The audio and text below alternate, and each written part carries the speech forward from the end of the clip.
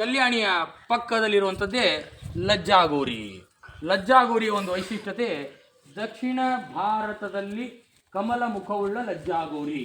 ಈ ದೇವಿಯ ದರ್ಶನ ಪಡೆಯೋಣ ಬನ್ನಿ.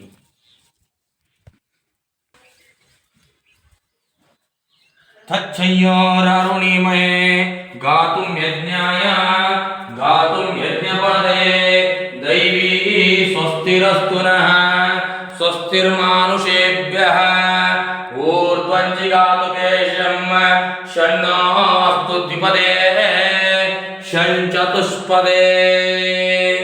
ಓಂ ದೇವೇ ನಮಃ.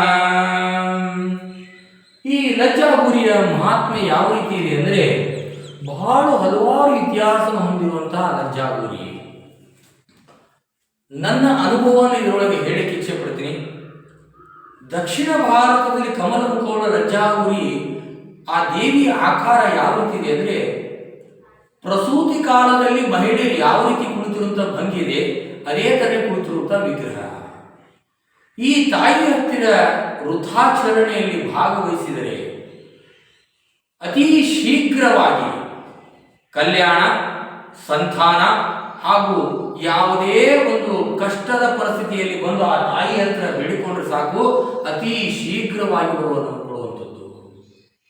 ಅದಕ್ಕೆ ಅಂತ ಒಂದು ಪದ್ಧತಿ ಇದೆ. ವೃಥಾಚರಣೆಯಲ್ಲಿ ಭಾಗವಹಿಸಬೇಕಾದ್ರೂ ಪ್ರತಿ ಮಂಗಳವಾರ, ಪ್ರತಿ ಶುಕ್ರವಾರ ಆ ತಾಯಿಯ ಮುಖಾಂತರ ಒಂದು ಈ ಅರ್ಚಕರ ಒಂದು ಕುಟುಂಬದ ವತಿಯಿಂದ ಉಡಿಯನ್ನು ತುಂಬುವಂತಹ ಪದ್ಧತಿ ಇದೆ.